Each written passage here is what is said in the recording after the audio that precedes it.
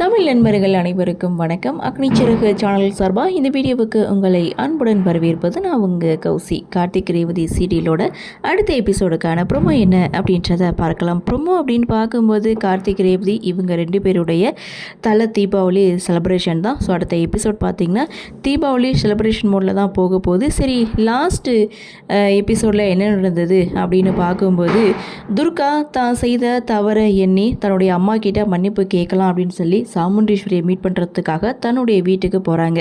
மன்னிப்பும் கேட்குறாங்க. ஆனால் மன்னிக்கிற மனநிலையில் சாமுண்டீஸ்வரி இல்லை. துர்காவை திட்டி அனுப்புகிறாங்க. கார்த்திக்கும் துர்கா கிட்டே அதே தான் சொல்கிறாரு. அவங்க கோவத்தில் இருக்காங்க. ஸோ இப்போதைக்கு அவங்க கிட்டே பேச வேணாம்னு சொல்லிட்டு நவீன் துர்கா இவங்க 2 பேரையும் வீட்டுக்கு அனுப்பி வைக்க, இன்னொரு பக்கம் கார்த்திக் செம்ம ஒரு ட்விஸ்ட்டை கொடுக்குறாரு. அப்படி என்ன ட்விஸ்ட் அப்படின்னு பார்க்கும்போது சரி, அந்த லொக்கேஷனுக்கு உங்களுடைய வளையல் அங்கே எப்படி போச்சு அப்படின்னு சாமுண்டீஸ்வரி கிட்டே கேட்க, சாமுண்டீஸ்வரியும் அதுதான் எனக்கு குழப்பமாக இருக்குது அப்படின்னு சொல்ல, அந்த இடத்துல இதுக்கு காரணம் நம்ம வீட்டிலே இருக்கிற கருப்பாடு தான் மயில்வானம் ஒரு பக்கம் சொல்ல, என்னடா ட்விஸ்ட்டுக்கு மேலே ட்விஸ்ட்டாக இருக்குது, உண்மையை போட்டு உடைச்சிருவாங்களோ அப்படின்னு எதிர்பார்த்துட்டு இருக்கும்போது சந்திரா தான் இதுக்கெல்லாம் காரணம் அப்படின்றத கார்த்தியும் மயில்வாகனமும் ஒரு வீடியோவை காட்டி உண்மையை போட்டு உடைக்கிறாங்க. ஆனால் சந்திரா வழக்கம் போல் நான் உனக்கு துரோகம் பண்ண மாட்டேன், நான் உன்னுடைய தங்கச்சி அப்படின்னு சொல்லி சாமுண்டீஸ்வரி காலில் விழுந்து மன்னிப்பு கேட்குற மாதிரி கேட்டு தப்பிச்சு போயிடுறாங்க. ஸோ இருந்தாலும் சாமுண்டீஸ்வரி எந்த ஒரு பதிலும் சொல்லாமல் சந்திராவையும் மன்னிக்கிறாங்க. அவங்களுக்கு சின்னதாக ஒரு சந்தேகம் ஏற்பட்ட மாதிரி தான் எனக்கு தோணுச்சு. சரி, இந்த பக்கம் அப்படின்னு பார்க்கும்போது தன்னுடைய அம்மா திட்டினதை நினச்சி துர்கா ஒரு பக்கம் ஃபீல் பண்ண துர்காவை பாட்டி சமாதானப்படுத்துகிறாங்க.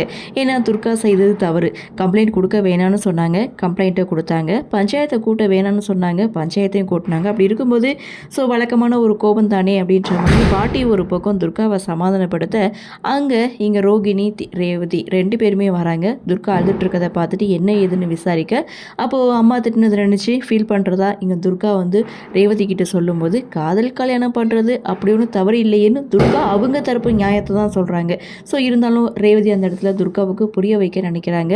அம்மாவும் அப்பாவும் காதல் கல்யாணம் பண்ணாங்கன்னா அவங்களுடைய சூழ்நிலை வேறு, ஆனால் நீ நடந்துக்கிட்ட சூழ்நிலை வேறு.